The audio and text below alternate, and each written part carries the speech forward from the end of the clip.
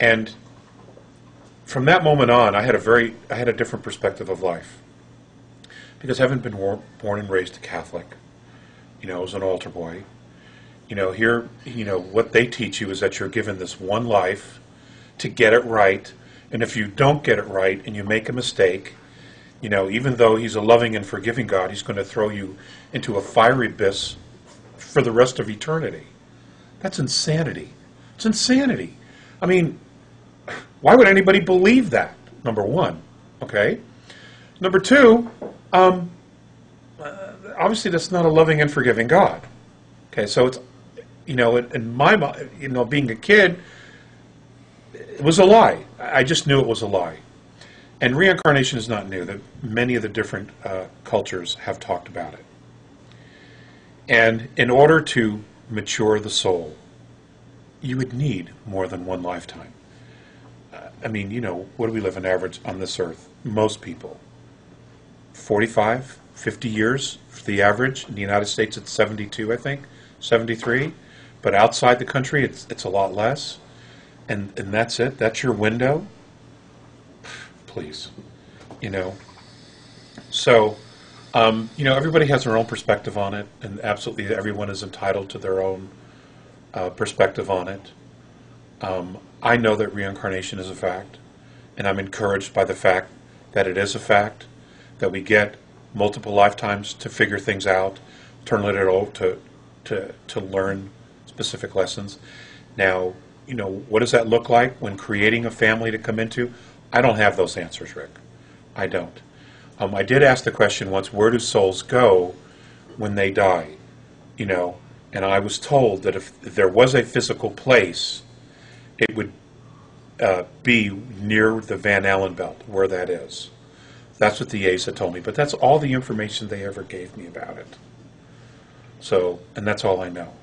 Now, in regard to human evolution, you've said that we must make the conscious decision not to spread hate. Why is this so important? Well, what's hate? It's a lack of love. It's a lack of love. And a lack of love is destructive. It disintegrates things.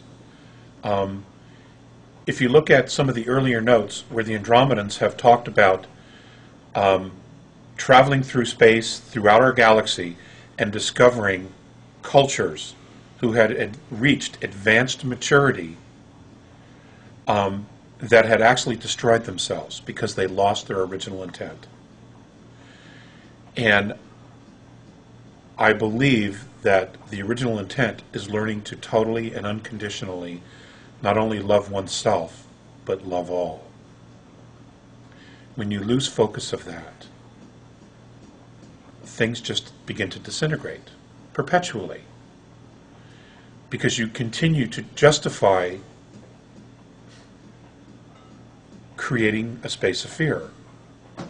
And do love and fear exist in the same space? No, they don't. They're actually polarities, opposite polarities. So, many of the advanced extraterrestrial races have figured that out.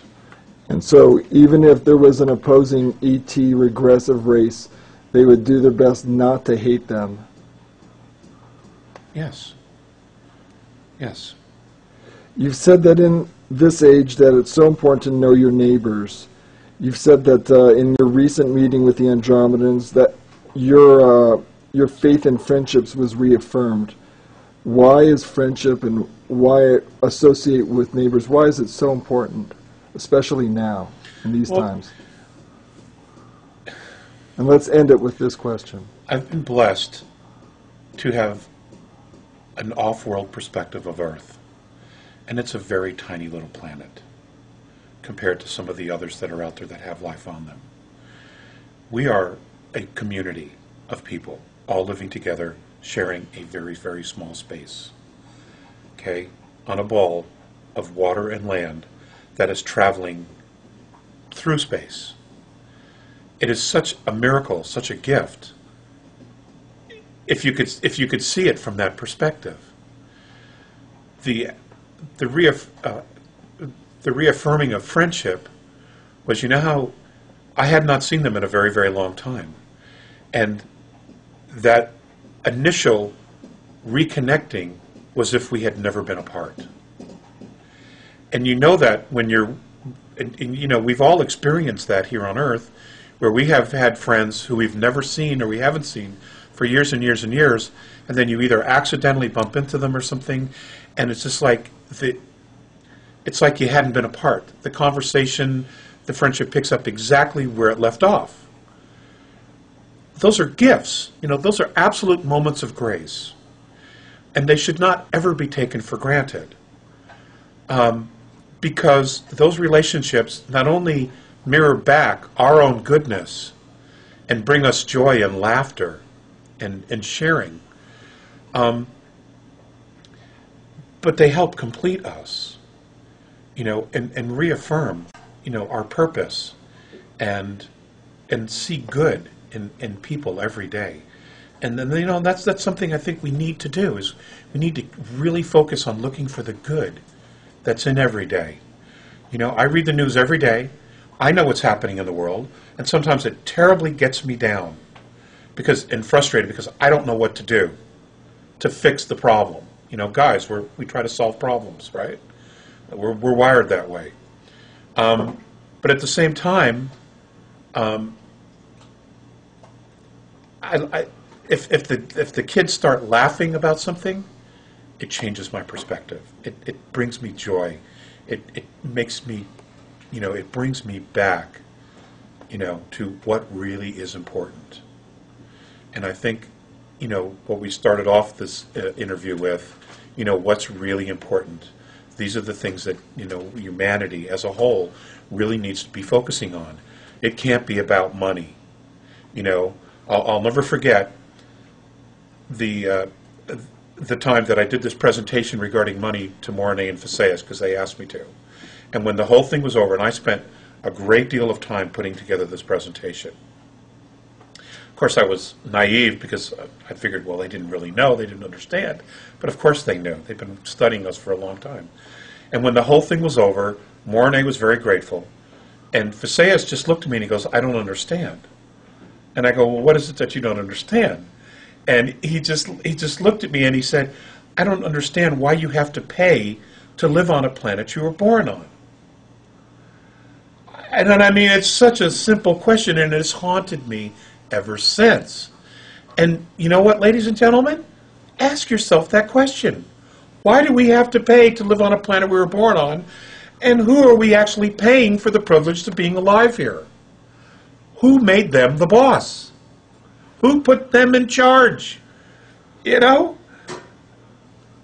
Think about that. Alex. And have a rum and coke. Kidding, I'm kidding. Thanks so much for spending the time with me today, and with all the people that are going to get to be able to see this. And we all thank you in advance, and we thank you for everything you've done in the past, sharing all your experiences. And a lot of us recognize the pain and sacrifice that you've gone through in sharing this, and we all just want to remind you that we really appreciate it and thank you. Peace out.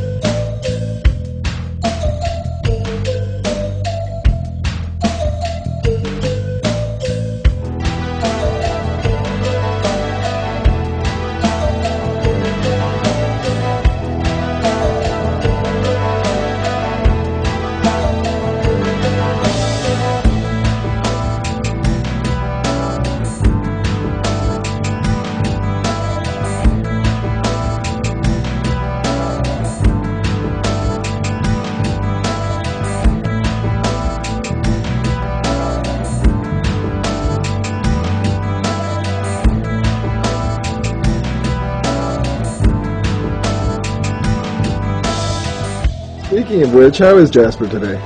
Jasper's right fine.